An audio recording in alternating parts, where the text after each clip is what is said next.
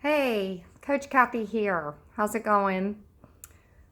Okay, I'm going to jump right into my topic. Today's topic is burning desire.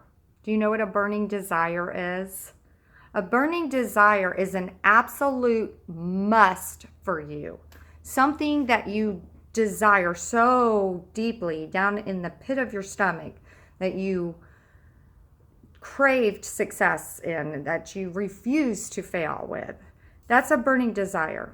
Let's say you fell into a swimming pool, but you don't know how to swim. So, what do? You start kicking your feet and moving your arms and swimming as hard as you can to the side because you'd rather live than die. That's a burning desire. It's an absolute must for you. So we all have them. We all have desires. We all have goals and dreams. But not everybody is willing to do what it takes to get there.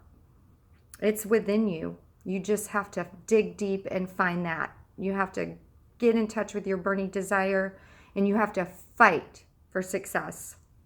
I'll give you an example of a couple times in my life where I've had a burning desire and I have fought for my desire. I've fought to succeed. One is back when I was in my early 20s. I worked for Pitney Bowes Incorporated, and I had a burning desire to win the trip to Maui, Hawaii, the Leadership Sales Conference trip that year. So in order for me to win that trip, I had to take action. And some of the steps that I took was I was a huge Tom Hopkins fan. I would read his books and listen to his tapes in my car. I would get up in the morning and I would cold call, and I would call on one business after the other. No matter how many no's I received, no matter how many doors were shut in my face, I went on to the next one, knowing that it's a numbers game and it takes many, many no's before I get my yes. So I worked hard every single day. At night, I sat at my desk and I wrote out my plan for the next day. I knew where I was going. I knew what time I was going to be there. And I knew what I was going to say, what I was going to wear, and what I was going to do. Okay, I followed a leader, a mentor, and I listened to what he said to do, and it worked. I took the action, and I won that trip to Hawaii because I worked for it. That was one example of a burning desire. After that trip, I was a sales rep, and my social life became a little more important than it should have.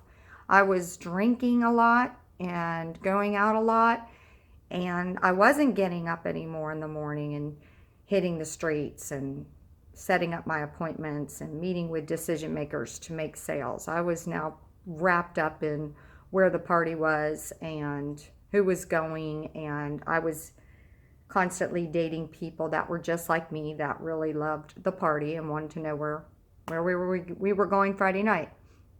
And my point is that my life took a turn then, and the drinking took over my life for years without me even realizing that it was a problem. I had 3 amazing children, and I was not doing so well as a mom because I was partying more than I should have been. And I had a burning desire to stop living my life this way. I had a burning desire to be the best mom that I could be for my children. Well, if I have this burning desire, thinking and wishing it is one thing, but taking action, that's another thing. So I had to, again, do the work. So what I did was I decided to let go of my marriage and let go of anybody that was toxic in my life. I joined a spiritual program. I sought mentors and sponsors for help. I checked myself into a rehab. I did anything I could do to start growing and becoming a better mom.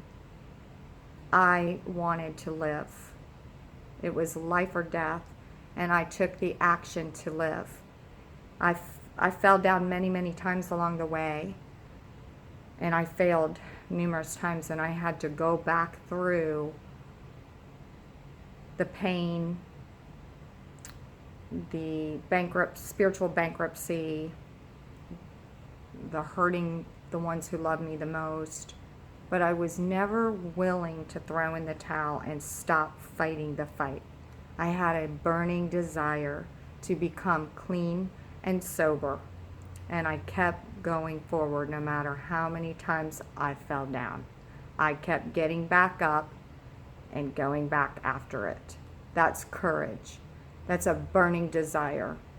I had the willingness to do whatever it took to get to, I will not drink no matter what anymore. That is one day at a time. Every day is a new day.